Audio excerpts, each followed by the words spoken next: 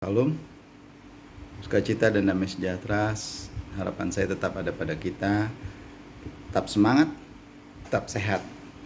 Bapak Ibu Saudara yang dikasihi Tuhan, kali ini saya ingin mengajak kita membaca, merenungkan bersama tentang pemimpin yang mau mendengar.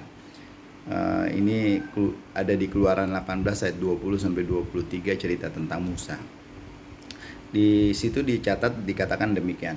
Kemudian haruslah engkau mengajarkan kepada mereka ketetapan-ketetapan dan keputusan-keputusan, dan memberitahukan kepada mereka jalan yang harus dijalani dan pekerjaan yang harus dilakukan. Di samping itu, kau carilah dari seluruh bangsa itu orang-orang yang cakap dan takut akan Tuhan, orang-orang yang dapat dipercaya dan yang benci kepada pengajaran suap.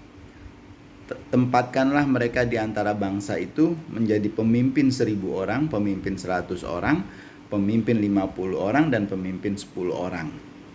Dan sewaktu-waktu mereka harus mengadili di antara bangsa. Maka segala perkara yang besar haruslah dihadapkan mereka kepadamu, tetapi segala perkara yang kecil diadili mereka sendiri. Dengan demikian mereka meringankan pekerjaanmu, dan mereka bersama-sama dengan engkau turut menanggungnya. Jika engkau berbuat demikian dan Tuhan memerintahkan hal itu kepadamu, maka engkau akan sanggup menahannya, dan seluruh bangsa ini akan pulang dengan puas, senang ke tempatnya. Bapak Ibu Saudara yang dikasihi Tuhan, pertama-tama gini, Tuhan tidak merancang kita, saudara dan saya, untuk maju berkembang tanpa dukungan suatu komunitas yang penuh dengan kasih. Jadi kita bisa tumbuh, kita bisa berkembang itu di dalam komunitas yang saling mengasihi satu dengan yang lain. Dalam Keluaran 18 ini, Musa telah memimpin bangsa Israel melewati padang gurun, keluar dari Mesir, menyeberangi laut Tiberau, laut mati, lalu masuk ke padang gurun. Ia mencoba melayani umat Tuhan seorang diri dengan menjadi guru, penasehat, sekaligus hakim bagi mereka. Ketika mertuanya Musa, Yitro orang Midian itu, melihat bagaimana Musa menangani sendiri semua hal tentang pengelolaan masalah bangsa Israel, ia mengingatkan bahwa itu tidak baik. Jadi Musa setelah mendatangi Firaun, dia memimpin bangsa itu, tetapi dia mau mendengar pemimpin-pemimpin yang baik. Yitro lalu mengusulkan agar dalam menjalankan tugasnya ini Musa memakai strategi yang lebih tepat, termasuk bahwa ia dapat melibatkan orang-orang yang cakap sebagai mitra pelayanannya. Akhirnya Musa mendengarkan perkataan mertuanya itu, dan dilakukannya lah segala yang dikatakan mertuanya itu. Kita bisa lihat di ayat 24 Keluaran 18 tadi. Dan sungguh-sungguh melakukannya. Jadi bukan mendengar saja, tapi dia melakukannya dengan sungguh-sungguh. Setelah beres, barulah Musa melepaskan mertuanya pergi. Artinya sang mertua masih melihat bagaimana Musa memperbaiki sistem pelayanannya, sistem pemerintahannya, sistem penggembalaannya. Betapa indahnya bila seseorang, Bapak Ibu, mau mendengar dan menerima nasihat baik dari orang lain demi pelayanan yang lebih baik dalam pekerjaan Tuhan. Musa memang hebat, bukan saja karena hal-hal besar yang ia lakukan, tetapi ia juga karena sebagai tokoh besar dan pemimpin, ia tetap mau terbuka menerima masukan. Memperhatikan, mengasah dan mengolah usulan yang datang kepadanya, menjadikan Musa pemimpin yang patut kita tiru. Jadi seorang pemimpin bukan nggak punya celah, seorang pemimpin bukan nggak punya kelemahan, seorang pemimpin bukan tidak mungkin bisa bikin salah, bisa saja. Musa sebagai pemimpin yang besar, yang berhasil membawa bangsa Israel keluar dari Mesir, yang berhasil menaklukkan Firaun dengan segala kesombongannya dengan kuasa Tuhan, dia masih mau mendengar usulan orang. Bahkan di Yitro kita tahu bukanlah orang percaya, orang Midian yang menyembah berhala, tapi nasihat yang baik bisa didengarkan. Kita olah, kita padukan, kita sesuaikan dengan kebenaran-kebenaran firman Tuhan, dan kita bisa pakai.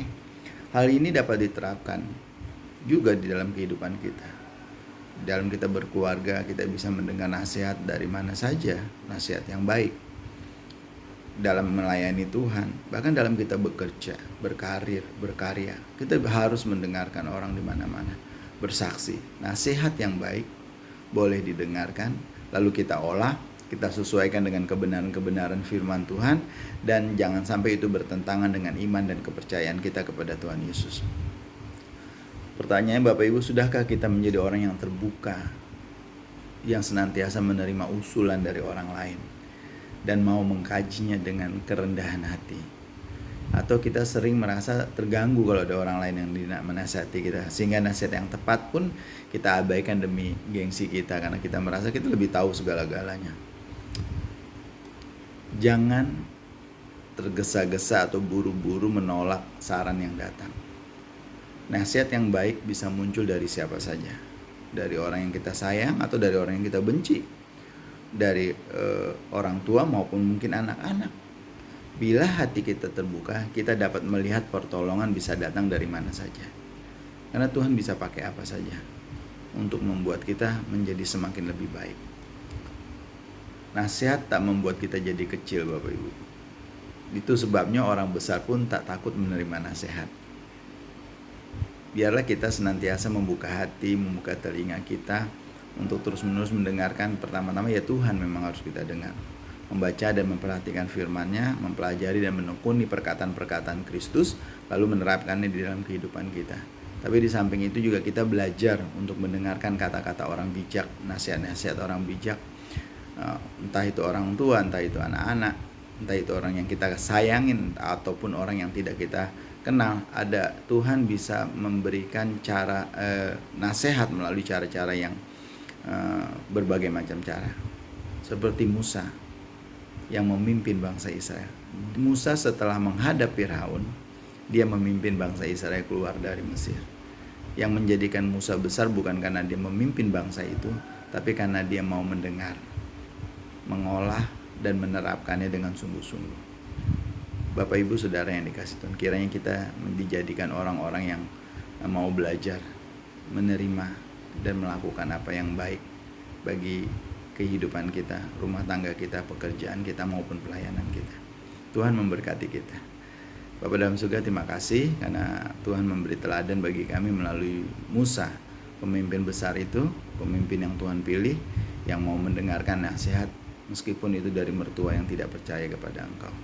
Kami bersyukur untuk firman-Mu, biarlah ini terus-menerus menolong dan mengingatkan kami untuk memiliki hati yang terbuka, pikiran yang terbuka, telinga yang terbuka. Di dalam nama Tuhan Yesus kami bersyukur, haleluya, amin.